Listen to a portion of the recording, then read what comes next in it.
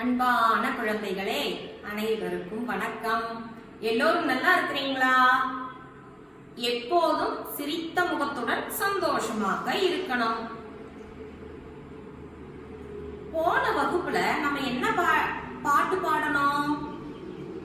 ஆமா, மணக்க மணக்க இல்லையா? மணக்க மணக்க அப்படிங்கிற பாடல் பாடணும். புலி நமது முயலை தோளிலேற்றி அந்த பாடல் பாடனதா நாம பார்த்தோம் இல்லையா? அதுல சில வேலைகளை உங்களுக்கு நான் செய்ய சொல்லியிருந்தேன், செய்திருப்பீங்கன்னு நம்புறேன். ஆமா, நீங்க சாப்பிட்டீங்களா? சாப்பிட்டீங்களா? ஒரு சிலர் சாப்பிடலையா? ஏன்? நீங்க சப்பாத்தி கேட்டப்ப அம்மா பூரி செய்து கொடுத்தாங்களா? ஓ, இட்லி கேட்டப்ப தோசை செய்து கொடுத்தாங்களா? பின்ன ஓ, இப்படி எல்லாம் இருக்குல்ல. சாப்பாடு கேட்டப்ப உங்களுக்கு வேற வேற உணவுப் பொருட்கள் செய்து கொடுக்குறாங்கல்லவா? கொழுக்கட்டை செய்து கொடுத்துருக்கலாம், சேவை செய்து கொடுத்துருக்கலாம். அப்படின்னா ஒருத்தருக்கு பிடிக்கக்கூடிய உணவு இன்னொருத்தருக்கு பிடிக்காதா? உங்களுக்கு பிடித்த உணவு எது? ஒவ்வொருத்தருக்கும் ஒவ்வொரு உணவு பிடிக்கும் அல்லவா? உங்களுக்கு பிடித்த உணவு எது?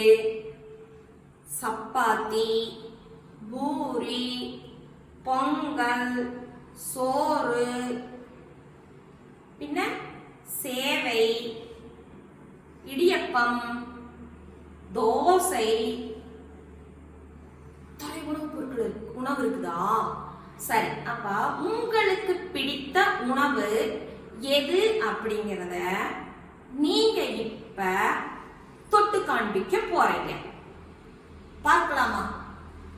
உங்களுக்கு பிடித்த உணவு எது? இப்ப நாம அந்த உணவை பார்க்கலாம். இங்க பாருங்க, எவ்வளவு வகையான உணவுகள். இது சோறு, இது சோறு, இது சாம்பார், சாம்பார், பருப்பு, பருப்பு, ரசம், ரசம், கேரட் பீன்ஸ் பொரியல், கேரட் பீன்ஸ் பொரியல், கோவைக்காய் பொரியல், கோவைக்காய் பொரியல், தயிர், தயிர், பப்படம், பப்படம், உப்பு, உப்பு, ஊறுகாய், ஊறுகாய், சிப்ஸ், நேந்திரன் பழத்தில் வறுத்தெடுக்கக்கூடியது இல்லையா? எண்ணெயில் போட்டு வறுத்தெடுக்கக்கூடியது அது. இது வடை, வடை, பழம், பழம், ராகி புட்டு. இது என்னது? ராகி புட்டு. இது அரிசி புட்டு. இந்த இரண்டுமே புட்டு தான், சரியா? இது அரிசி புட்டு. சர்க்கரை, இதற்கு கலந்து சாப்பிடக்கூடியது இல்லையா? சர்க்கரை. பொங்கல், பொங்கல், இடியாப்பம், இடியாப்பம். இது என்னது? இடியாப்பம். சேவை, சேவை, கொழுக்கட்டை, கொழுக்கட்டை, இட்லி, இட்லி, தோசை, தோசை, பூரி பூரி. இது என்னது? பூரி. சப்பாத்தி. இது என்னது? சப்பாத்தி. அப்போ இதுல உங்களுக்கு பிடித்த உணவு எதுவோ அதையே நீங்க தொட்டு காண்பீங்க. தொட்டு காண்பீங்க. சரியா? இங்க பாருங்க, எல்லாம் உங்களுக்கு தெரிந்த உணவு தானே? Good, very good. தொட்டு காண்பீங்க. இப்ப நீங்க பார்த்த உணவுகளை எல்லாம் நீங்க சொன்னது கூட தானே இங்க டீச்சர் எழுதியிருக்க பாருங்க. அதையே நீங்க வாசிக்கிறீங்களா? வாசிப்பீங்களா? சரி, வாசிப்போம். சோறு சோறு. பருப்பு பருப்பு. சாம்பார் சாம்பார். ரசம் ரசம். தயிர் தயிர். பொரியல் பொரியல். ஊறுகாய் ஊறுகாய். பப்படம் பப்படம். பழம் பழம்.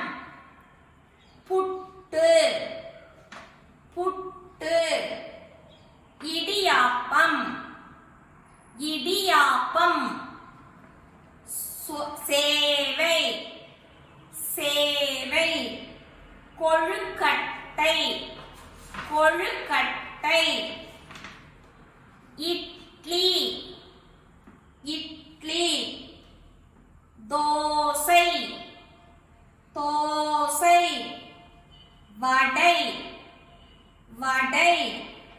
சப்பாத்தி சப்பாத்தி.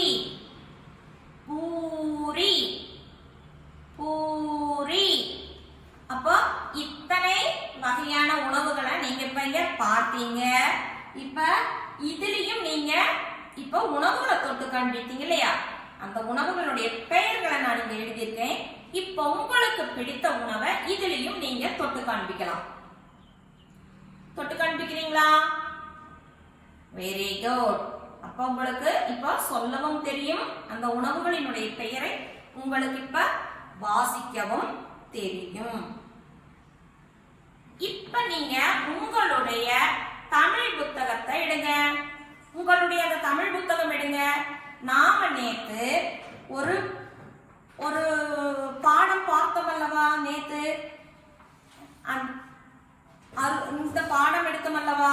இந்த பாடம் தமிழ் புத்தகத்துல அறுசுவை அப்படிங்கிற பாடத்துல இந்த பாடம் இதுவரை நீங்க செய்திருப்பீங்க. இந்த எடுங்க, இந்த பகுதி எடுங்க, இந்த பாடப்பகுதி எடுங்க, இந்த பாடப்பகுதி எடுங்க. எடுத்தீங்களா? இப்ப இங்க நாம காண்பித்தது போல உங்களுக்கு அதனுடைய படங்கள் கொடுத்திருக்காங்க அல்லவா? ஐயா, எத்தனை உணவுகள் இல்லையா? எத்தனை வகையான உணவுகள், எத்தனை வகையான உணவுகள். இதுல உங்களுக்கு பிடித்த உணவு அதனுடைய பேரை நீங்க இங்க எழுதணும். ஏற்கனவே நீங்க இதுல இப்ப வாசிச்சிருக்கீங்க இல்லையா? வாசிச்சிருக்கீங்க. அப்ப இந்த இடத்துல உங்களுக்கு எழுதுறதுக்கு ஈஸியா இருக்கும் இல்லவா? எனக்கு பிடித்த உணவு அப்படிங்கிற இடத்துல இந்த கட்டத்துக்குள்ள நீங்க என்ன பண்ணணும்? அதனுடைய பெயரை எழுதணும். உங்களுக்கு பிடித்தமான உணவினுடைய பெயரை நீங்கள் எழுதணும். சரி, இப்ப அடுத்த பக்கத்துக்கு வாங்க. அடுத்த பக்கத்துக்கு வாங்க. இங்க குழுவில் சேராதது எது? வட்டமிடுங்கள், கூறுங்கள் அப்படின்னு சொல்லியிருக்காங்க. இங்க பாத்தீங்களா தலைப்பு? நமக்கு வாசிக்க தெரிந்தாலும் எழுத்துக்களை தனித்தனியா கொடுத்துருக்காங்களவா? இப்ப நீங்க சொற்களாக வாசித்தீங்க. அதுல நிறைய சொற்கள்ல எழுத்துக்கள் இருந்தா ஒவ்வொரு எழுத்துக்கள் முதல் எழுத்துக்கள் வந்திருக்கும் அல்லவா? அதை பிரிச்சு கொடுத்துருக்காங்களா இல்லையா? அதுல பாருங்க, இந்த எழுத்துக்கள் இருக்கல்லவா, இந்த எழுத்துக்கள்ல குழுவில சேராதது எதுன்னு கேட்டிருக்காங்க. குழுவில் சேராதது எது? அது எப்படி டீச்சர் கண்டுபிடிக்கிறது? கண்டுபிடிக்கலாமே, சொல்லி பார்ப்போம். இது என்ன எழுத்து?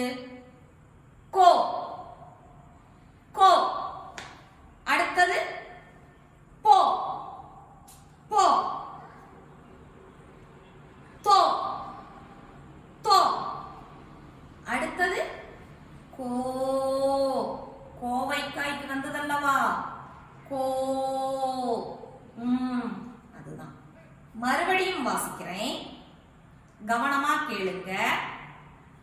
இப்ப உங்களுக்கு ஈஸியா கண்டுபிடிக்க முடியும். என்ன வாசிக்கும் போது அந்த உச்சரிப்புல என்ன வித்தியாசம் வருதுங்கிறத கேட்டுக்கோங்க. கோ, போ, தோ, கோ. அப்ப இந்த குழுவுல சேராதது எது எது? Yes, very good.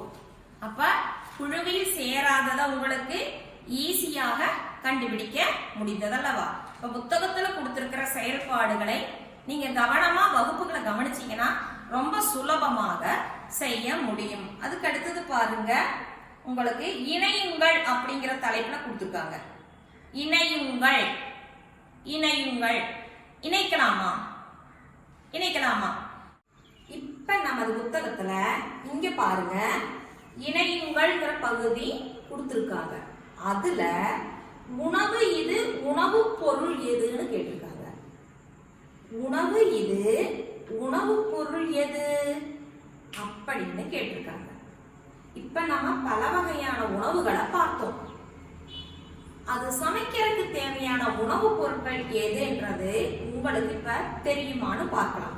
இப்ப நாம இந்த உணவு வகைகளையும் உணவு பொருட்களையும் பார்ப்போம். பிறகு நாம இணைக்கலாம். சரியா? இப்ப இங்க பாருங்க, சப்பாத்தி கொடுத்திருக்காங்க. சப்பாத்தி இருக்கா?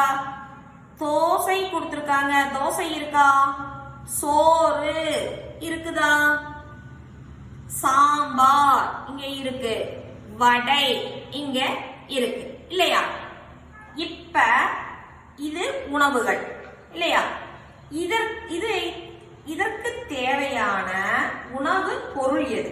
இது சமைப்பதற்கு தேவையான உணவு பொருள் எது? இப்ப சப்பாத்தி செய்யறதுக்கு உங்க வீட்டுல எந்த பொருளை பயன்படுத்துவாங்க? மாவு இல்லையா? என்ன மாவு பயன்படுத்துவாங்க? அரிசி மாவா? உளுந்து மாவா? என்ன மாவு பயன்படுத்துவாங்க? வீட்டுல உள்ளவங்க கிட்ட கேளுங்க. சப்பாத்தி செய்யறதுக்கு தேவையான பொருள் எது? உணவு பொருள் எது? கேட்டீங்களா? அம்மா என்ன சொன்னாங்க? என்ன தேவைன்னு சொல்லினாங்க? சப்பாத்தி செய்யறதுக்கு நமக்கு தேவையான உணவு பொருள் எது? கோதுமை. கோதுமை. அதற்கு முன்னால இந்த பொருட்கள், இங்க இருக்கிற பொருட்களை நம்ம பார்ப்போம், பிறகு இணைக்கலாம். சரியா? இந்த இடத்துல கொஞ்சம் உளுந்து இருக்கு. இங்க உளுந்து, இங்க பாருங்க, நம்ம புத்தகத்துல அப்படித்தான் கொடுத்திருக்காங்க, உளுந்து. அடுத்தது காய்கறிகள். காய்கறிகள். அடுத்தது பாருங்க, அரிசியும் உளுந்தும். அரிசி தெரியுதா? அரிசியும் உளுந்தும். சரியா? அடுத்தது கோதுமை. கோதுமை. அடுத்தது அரிசி. தெரியுதா உங்களுக்கு? அரிசி. சரியா? அப்ப இங்க இருக்கிற உணவோட சமைக்கிறதுக்கு தேவையான உணவு பொருள் எதுன்றதான் இப்ப நம்ம இணைச்சு கண்டுபிடிக்க போறோம். பிறகு இணைக்கலாம். இப்ப இதுல பாருங்க, சப்பாத்திக்கு தேவையான உணவு பொருள் எதுன்னு சொன்னீங்க? கோதுமை. அப்ப நாம இந்த உளுந்தெடுத்து கோதுமையோட இடத்துல இப்ப வச்சிருவோம். இந்த கோதுமை எடுத்து சப்பாத்திக்கு நேரா வச்சிடலாம் இல்லையா? இப்ப வைப்போம். வைக்கலாமா? வைத்தாச்சு. அடுத்ததாக தோசை. தோசை செய்யறதுக்கு நமக்கு என்ன தேவை? நமக்கு என்ன தேவை? கோதுமை இப்ப சப்பாத்திக்கு வந்துருச்சு. அடுத்ததாக பாருங்க, தோசை செய்யறதுக்கு உளுந்து மட்டும் போதுமா? உளுந்து மட்டும் போதுமா? அரிசி மட்டும் போதுமா? தோசை செய்யறதுக்கு காய்கறிகள் தேவையா? இல்ல. அப்ப தோசை செய்யறதுக்கு வீட்டில் உள்ள அம்மாட்ட கேளுங்க, பெரியவங்க கிட்ட கேளுங்க. தோசை செய்வதற்கு என்ன தேவை? அரிசியும் உளுந்தும். அரிசியும் உளுந்தும். இப்ப நம்ம என்ன பண்ணலாம்? அரிசியும் உளுந்து மாத்துவோமா? இப்ப இதற்கு நேராக நாம மாற்றிக்கொள்ளலாம். சரியா?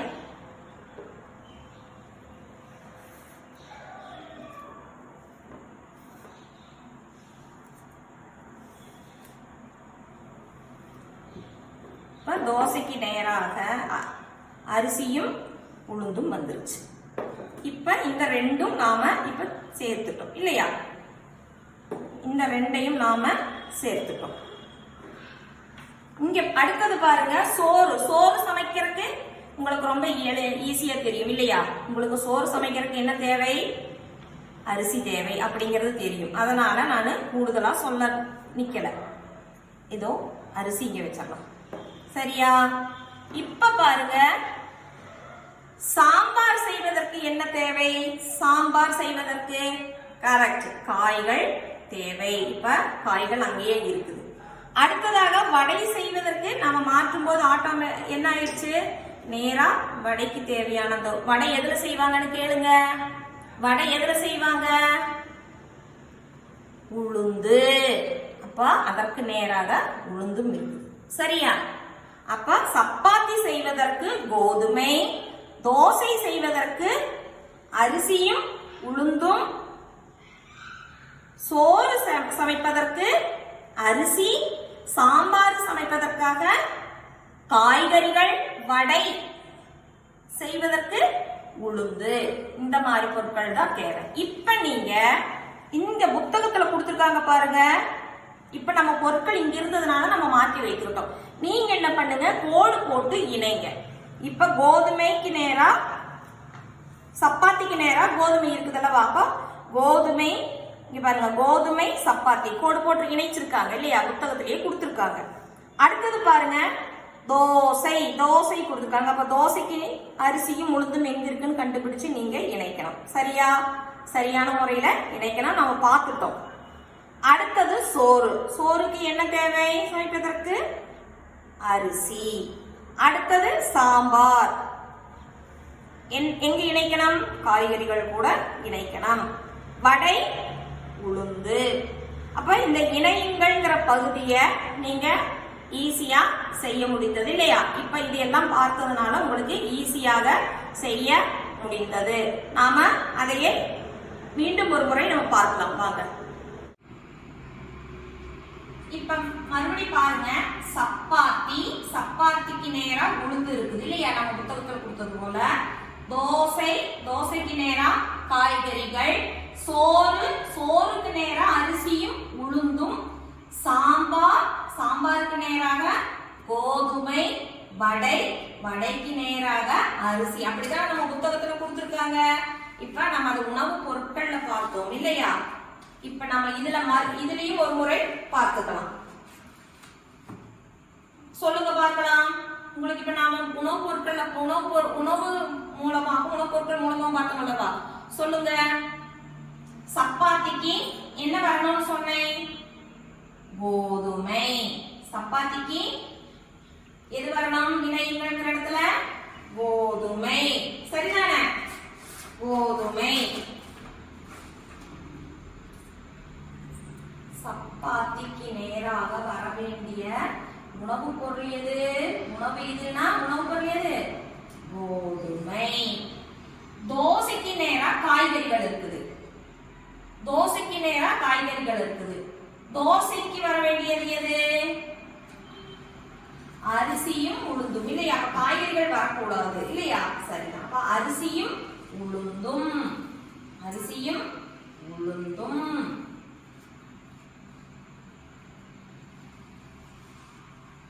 சோறு சமைக்கிறதுக்கு என்ன தேவை? அரிசி இல்லையா? சோறு சமைப்பதற்கு தேவை உணவு பொருள் எது? அரிசி. சாம்பாருக்கு தேவையான உணவு பொருட்கள் எது? காய்கறிகள்.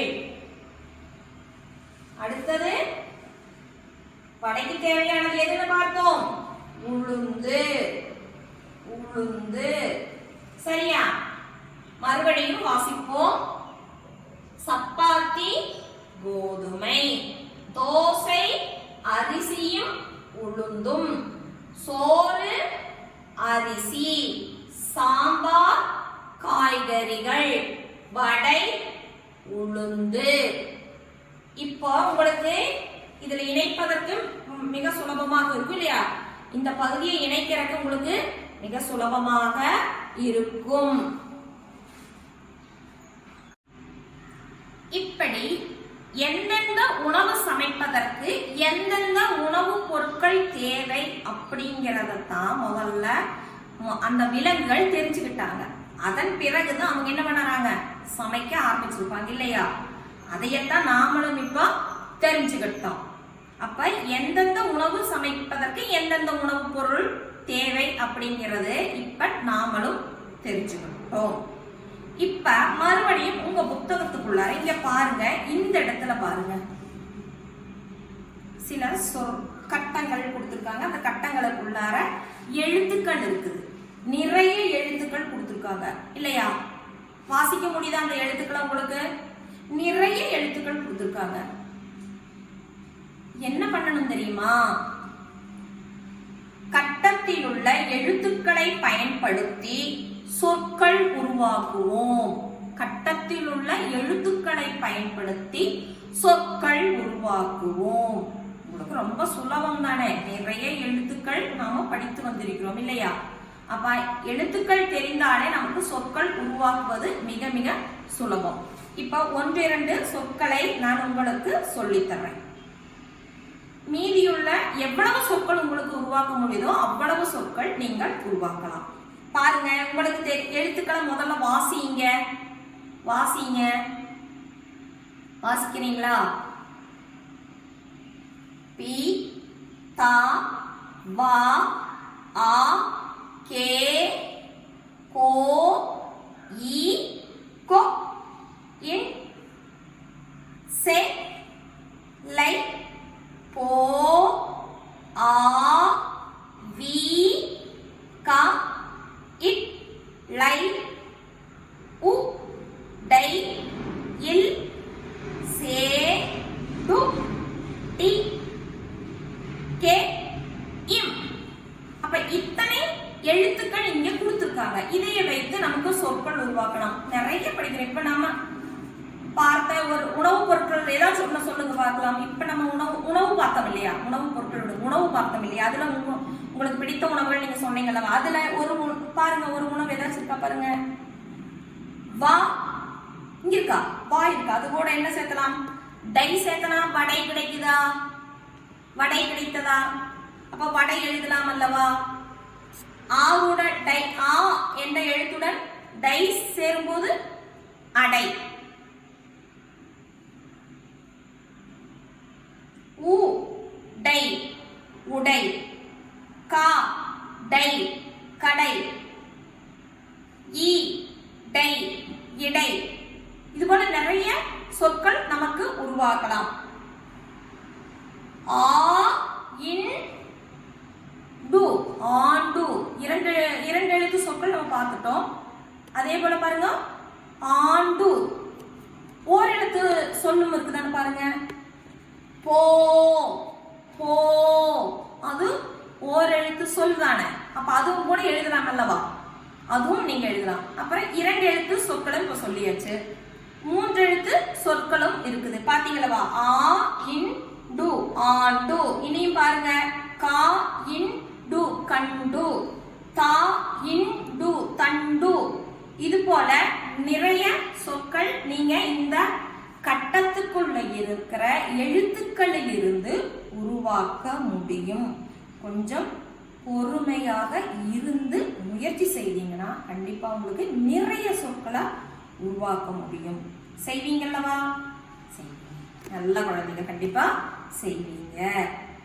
அடுத்தது பாருங்க, இங்க பாருங்க, சொற்களை வரிசைப்படுத்தி வாக்கியம் உருவாக்குவோம். சொற்களை வரிசைப்படுத்தி வாக்கியம் உருவாக்குவோம். என்ன சொற்கள் கொடுத்திருக்காங்க?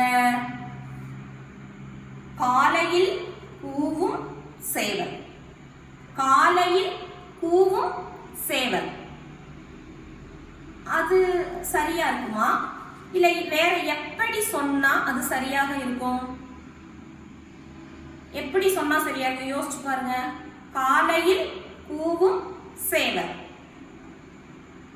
சேவல் காலையில் கூவும் இல்லையா? அப்படி சொன்னா மிக பொருத்தமானதாக இருக்கும் இல்லையா?